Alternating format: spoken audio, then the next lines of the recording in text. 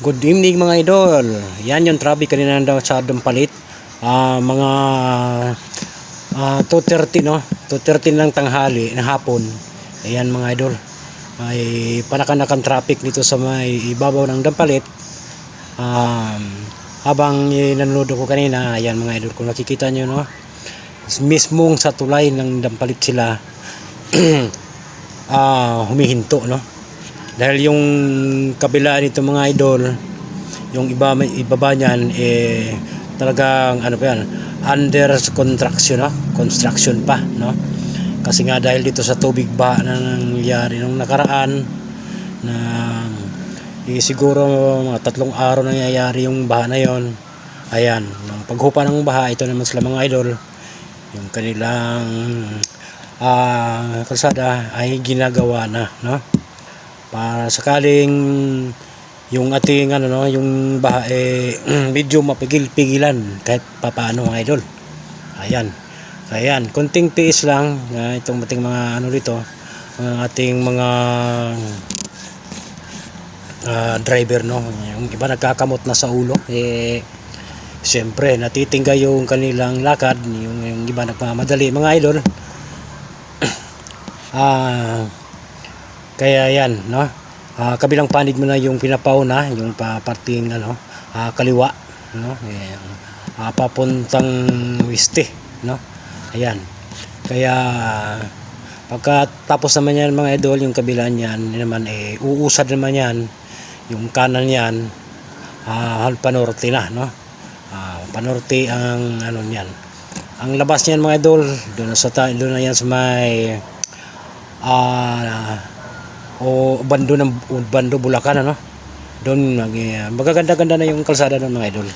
Kaya dito lang konting tiis, konting nguya lang ng ano no, nguya ng chewing gum nang hindi ka maiinip mga idol. Yung iba niyan, yung iba napapansin ko, iba niya kanina pa dito sa may gilid nakabang. Ayan, umusad na mga idol. Ayan, paunti-unti na silang umusad. Siguro naubos na rin yung ano, yung galing ng Bulacan, yung galing ng Norte. Ayan na sila. Kaya ganito lang yan mga idol, pagdating ng ganitong ano, bago humupa yung ano no, ulan. Ulan. Tsaka yung siyempre sa nagdaang bagyo mga idol. Kaya kaya ganun nangyayari no.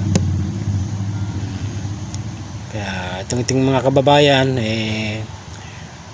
kung kayo napapagawa ito sa lugar na ito, ay talagang ihanda nyo ng sarili niyo, dahil kayo hindi naman masyadong maiinip no. Kasi mga ilang minuto lang uusad na, tulad nito. Ayan, paunti-unti na sila no, nakadiretso na yung takbo nila mga idol.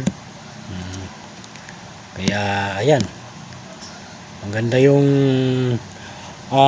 takbo nila pag ganitong naubos na yung ano, nakatambay sa kabila no. Yung kabila nito mga idol, pating kaliwa siguro, pati sa kabila nakatambay na rin no. Ayan, kaya ito tuloy-tuloy sila nakalusot. Kasi dito pagdating dito sa may baba ng tulay, bali 4 kasi ito ano, 4 na kalsada to nagpanalubong, binaka-crossing mga idol. Mula ng monumento Buson, yung iba dyan lumulusot dito na sa may tulay mismo no, bago dumating sa may tulay na ito, at iikot naman sila mga idol hanggang doon sa may ano sa may palengke ng Hulo. Kasi karamihan naman kasi sila ng mga idol doon sa may palengke ng Hulo no. Ngayon titingnan natin pinakadulo nito mga idol kung tayo may nakikita pa dito. Ayan, kasi yung ilalim ng tulay na yan, minsan kasi may dumadaan dyan yung ginagawang paliguan no, na mga bata. Ayan, ito yung ano, ito yung pinakapuno naman ito. Dyan yan may mga idol, yung ano ko na yan, dyan may tao, dyan may nakatira dyan na mga kababayan natin no, na nandito lang sa mga gilid-gilid no. Ayan mga idol. Kaya kahit pa paano sa ilalim ng tulay nakakalibre na sila ng kanilang tirahan.